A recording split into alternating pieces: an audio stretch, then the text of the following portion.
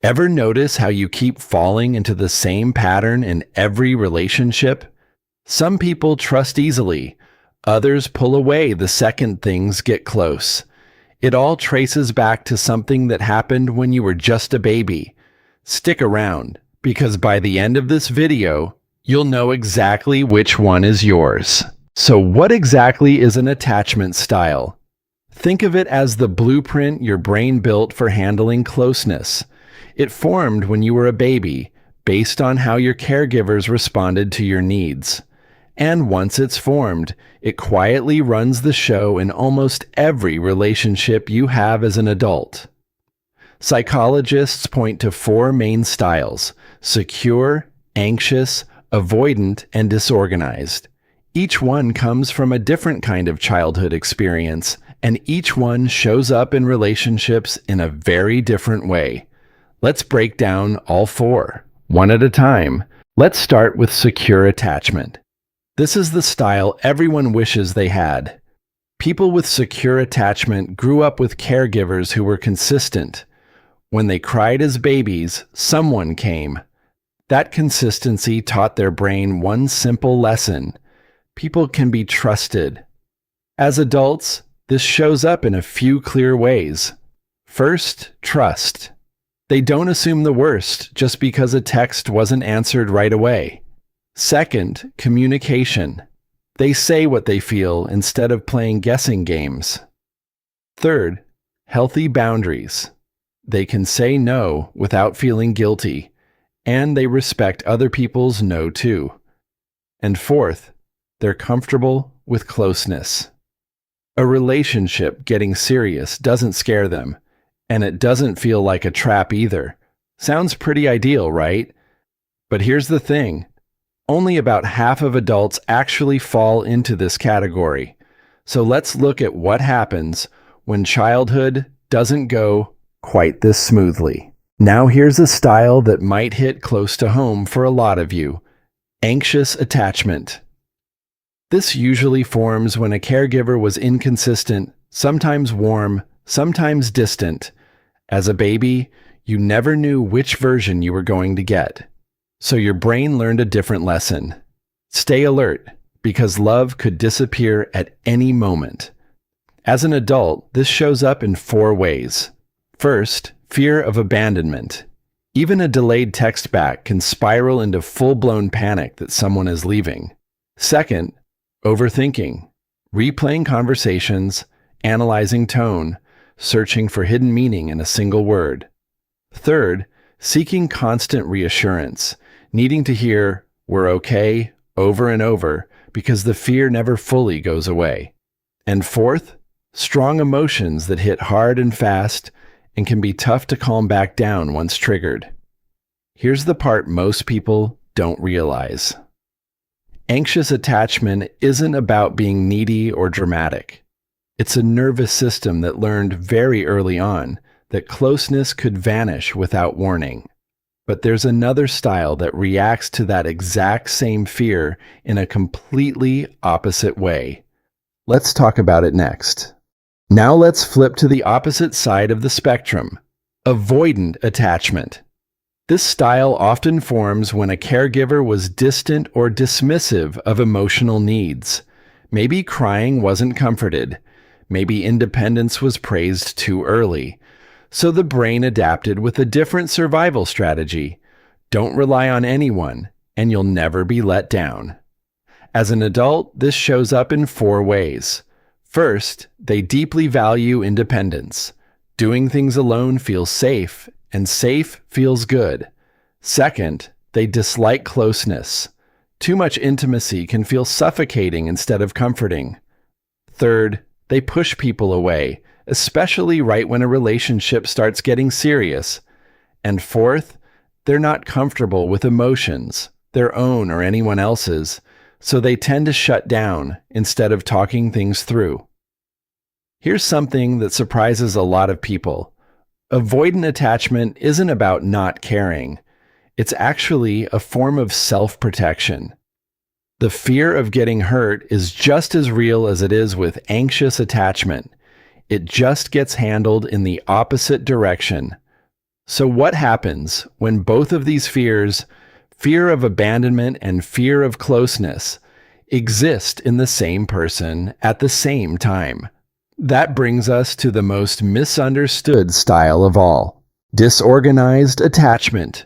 This is the style that confuses people the most, including the people who have it. It usually forms in a childhood where the caregiver was the source of both comfort and fear. Maybe love was mixed with unpredictability, or even trauma. So the brain got two contradicting signals at once. Go toward this person for safety, but also stay away, because this person could hurt me. As an adult, this creates four patterns. First, wanting connection but fearing it at the same time. Getting close feels good and terrifying both at once. Second, confusing behavior, like pulling someone close one moment and pushing them away the next, without fully understanding why. Third, high inner conflict, a constant tug of war between wanting love and being afraid of it. And fourth, this style is often connected to trauma, more so than any of the other three.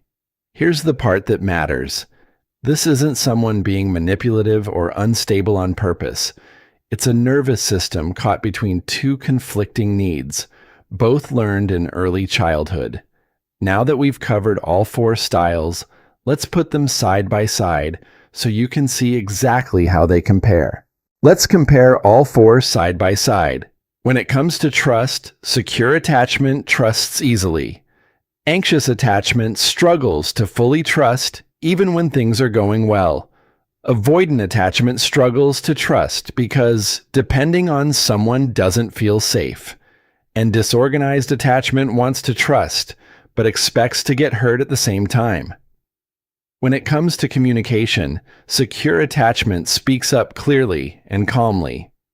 Anxious attachment tends to overthink before speaking, or say too much out of anxiety. Avoidant attachment tends to shut down instead of talking things through. And disorganized attachment swings between both, sometimes shutting down, sometimes over-explaining. And when it comes to closeness with other people, secure attachment is comfortable getting close. Anxious attachment craves closeness, sometimes intensely. Avoidant attachment avoids too much closeness. And disorganized attachment wants closeness, but pulls away the moment it actually gets close. Seeing it laid out like this, one pattern becomes pretty clear. Every style is really just a different way of answering the same question. Can I trust people to be there for me? So here's the hidden reason behind all of this. Your attachment style isn't something you chose. It's not a personality flaw, and it's definitely not something you're stuck with forever. It formed in early childhood based on how consistently your caregivers responded to your needs as a baby and a young child. Every time you cried and someone came or didn't come, your brain was quietly taking notes, building a blueprint for what relationships are supposed to feel like. That blueprint gets carried into adulthood, and it shows up in your friendships, your romantic relationships, even how you handle conflict at work. But here's the good news, and it's the most important part of this whole video. Your attachment style can change. Awareness is the first step. Just by understanding which pattern you lean toward, you've already started interrupting it. From here, secure habits build secure relationships. Things like communicating openly instead of guessing, setting boundaries instead of staying silent, and staying present instead of running away or spiraling. None of this happens overnight, but every small choice to respond differently rewires the pattern a little more. And over time, those small choices add up to a completely different way of showing up in your relationships. Before we wrap up, here are 5 quick tips to help you build a more secure attachment style. 1. Practice self-awareness. Notice your patterns before you react to them. 2. Set healthy boundaries. Say no when you need to, and respect it when others do too. 3. Communicate openly. Say what you actually feel instead of hoping someone will guess. 4. Heal past wounds.